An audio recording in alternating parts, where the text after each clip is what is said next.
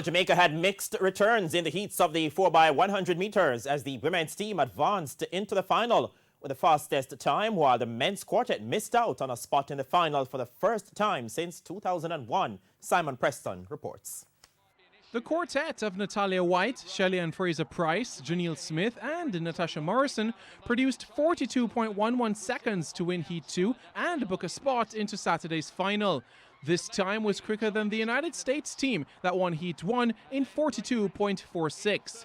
The Jamaicans will search for their first gold medal in this event since 2015 when they run off at 2:05 p.m. I think the execution was okay. I mean, it could have been better, but we're grateful to be in the finals, and I think getting to the finals is a priority.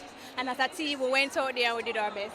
The men's quartet didn't have the same results, though, as the team of Ashane Bailey, Johan Blake, Rashid Dwyer and Taekwondo Tracy ended fifth in Heat 1 in a pedestrian 38.15.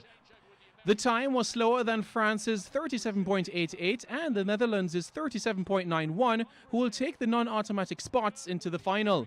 Jamaica's first involvement on Saturday's 9th day of competition will be in the women's 100-meter hurdles heats. World leader and 2015 champion Danielle Williams will be searching for a strong start to competition as she lines up in Heat 3 from lane 5 at 9:31 a.m. As far as I'm concerned, everybody that lines up on the track is a medal contender, so my aim is only on my 10 hurdles and execution. Pan American Games bronze medalist Megan Tapper will compete in Heat 1 from lane 4 at 9:15, while at 9:23 Yannick Thompson will go from lane 7 in Heat 2.